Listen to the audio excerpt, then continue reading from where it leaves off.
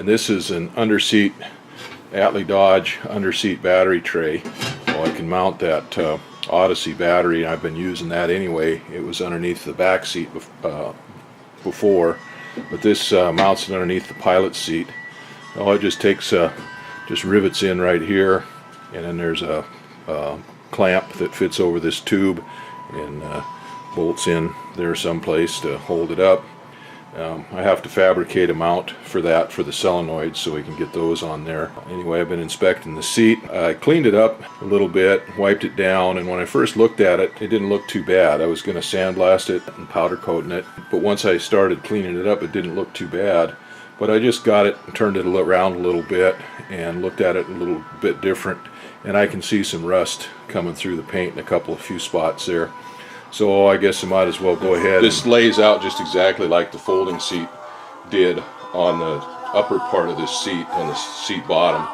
So this was 9 inches across.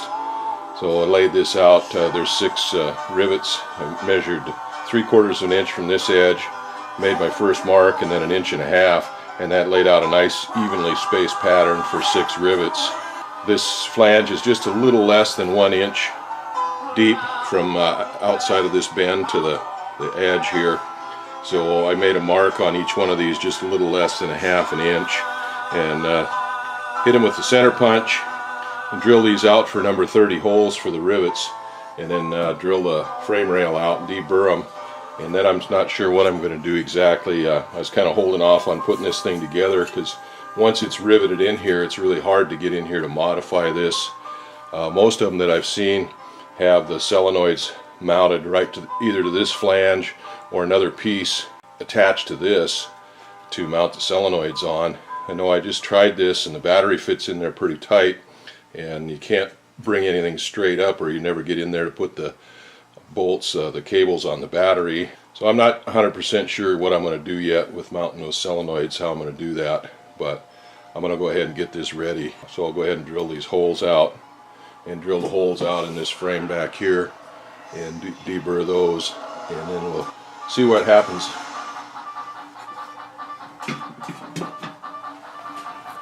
I've got the tray all set to mount in there. Put the battery in just to check it out to make sure it was going to fit. Well, it should fit, but anyway, I've got the holes drilled out in here in the seat frame and in the back of this tray. Put a couple Clecos in there to hold them. And then I've got the front of it mounted with these clamps that they supplied. Now they supplied a AN4-5 bolt to stick in there to hold that clamp on, but that leaves a sharp edge bolt sticking out there quite a ways, the head of the bolt, and sharp edges and stuff on it to kind of bang into this battery or something else if something happens there. So I got some AN24 bolt and stuck in there instead, and that gives a little smoother surface on the inside of that. It's still the same shear strength and everything, so anyway, that is a little nicer than having a bolt in there anyhow. And the battery slides around a little bit in that tray, so I think I'm going to put a little bit of rubber or something down on the bottom of that tray for that battery to kind of sit on to hold it, take up a little bit of the space, and to hold it in there a little tighter. Maybe a little bit of silicone or something on the bottom of this strap, and maybe a couple dabs of it on the bottom of that tray. Well, there's the underseat battery box sitting in there.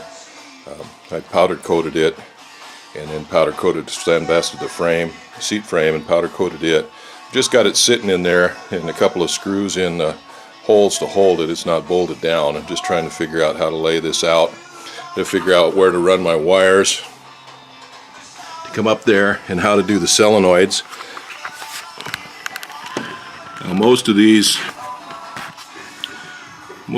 that I've seen have mounted the solenoids up here on this battery box.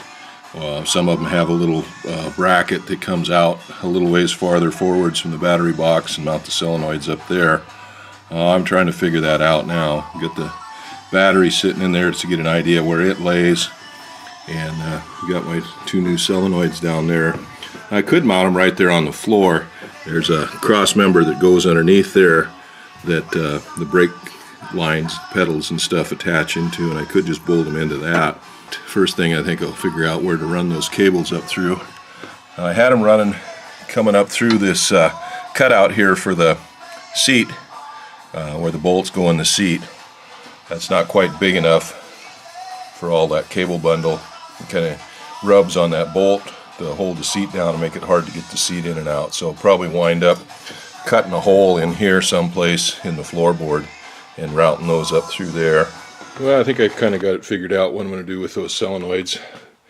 I've got a bracket here I made. I had a piece left over from the instrument panel, a 63 thousandths 6061, and I cut it out square or rectangular, put a couple of bends in it to get a little more clearance from the battery terminals there, and I've just got those solenoids sitting on it.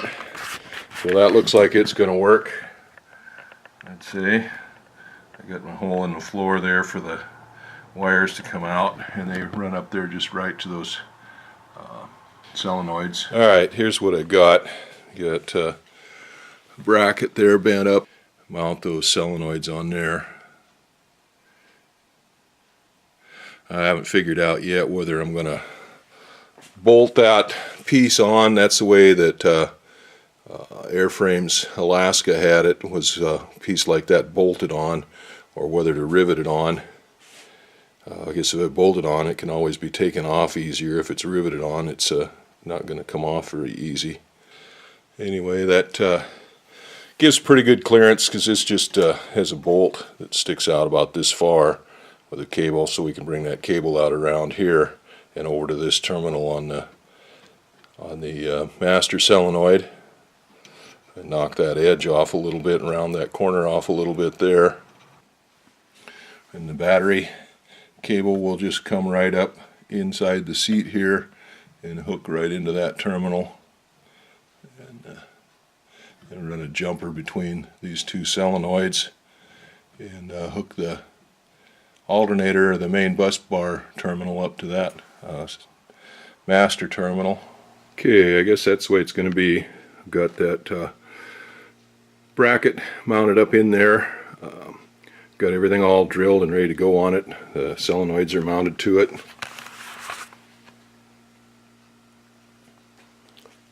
I decided to go ahead and rivet it onto this bracket, and that's all drilled for number 4 rivets, flathead rivets. I haven't put it together yet. I'm going to go ahead and take that apart, clean that piece up, and powder coat it before I put it together. I powder coated the solenoid bracket, fitted it up there and drilled it out for the solenoids, and then drilled holes for rivets. I put some AN 426 4-4 rivets in there. A little trouble countersinking these on the inside here, because my countersink didn't quite fit in there, my drill. So I had a hard time countersinking those, but they turned out okay, and was able to get the rivet squeezer in there and get the rivets set. Now I'll go ahead and dab some paint on those rivets, clean those up, dab some paint on it, and let it dry. Here's the seat frame all together, sitting in the airplane. Got all the Attlee Dodge underseat battery storage stuff completed. The solenoids are on, and I made up a wiring strap here out of a piece of 1-inch wide woven copper tinned wire. I just cut off a length of it and soldered solid both ends, trimmed them up a little bit, punched a hole in them. This one's punched for a 1032 or number 10 screw, and the other one is punched for whatever the size that battery hold down or screw is in the battery there. Anyway, I put a piece of shrink wrap on it to keep it from chafing the metal pieces and stuff as it comes down there, and then I realized that the piece of shrink wrap that I put on there was red, which probably not appropriate for ground cable, so I dug out another piece of shrink wrap, a black one, and put on there. That's a little more appropriate for a ground. Oh, that's the ground cable. I drilled a hole. This bracket here is for the brake pedals, mounting the brakes, and I'm not using brakes in here, so I just drilled a hole in that mount, that bracket, and put a 1032 nut zert in there, and we'll put a 1032 screw in there. I took the floorboards out so I could put the nut zert in there, and we'll put the floorboards back in. When I do, I'll put a fender washer on there, and then I put another washer on top of that strap to hold it in. My other cables are set up. I've got plenty of cable. This is the big cable for the battery, for the starter, I mean, from the battery to the starter solenoid, of course. And then I've got the main cable that goes to the bus bar, power the bus bar. I need to cut it off to length, but I've got to get a fitting, a terminal end for that that'll fit on that solenoid. And then we've got the control cables for the starter switch and the master switch, and then this one just hanging out here, that'll hook into the control stick for the push-to-talk switch, for the pilot push-to-talk switch. There's the Attlee Dodge underseat battery mount. And we got new SkyTech solenoids. Now hopefully none of that stuff blows up when I'm flying it. There, I'll get an ass full of shrapnel. I took clevis bolts and put in here instead of those AN4-5s, I think they were, so there's not a big square rough head on that. Got a nice round head in there, and it's flush. Same with mounting these solenoids on there.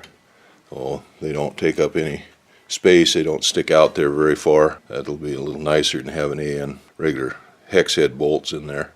I powder coated these rivets when I powder coated the seat frame, or this battery tray frame. I stuck the rivets in aluminum foil and sprayed them with powder coat at the same time I did everything else, so I didn't have to paint those once I put them in. Yeah, a little modification to my solenoid mount on the battery tray. I was looking for some way to connect these two solenoids together. You've got the master solenoid here that supplies the power from the battery to everything else, and of course we've got a cable that'll run from this post. Well, this post over here will come from the battery, and then this post over here will run to the instrument panel, and the alternator will connect into that, so it'll charge, but this will supply power to the bus bar. And then this is a starter solenoid, so I needed a way to connect the two together so that when the master solenoid energizes, you can supply power to the starter solenoid. Now this, I had this bus bar, this copper bar that was on the other airframe that went between the two solenoids, but it was too long and too wide to fit into this one. I was figuring out different ways to do it. I could have made a jumper out of some 2-gauge cable, which is what supplies the battery voltage to everything.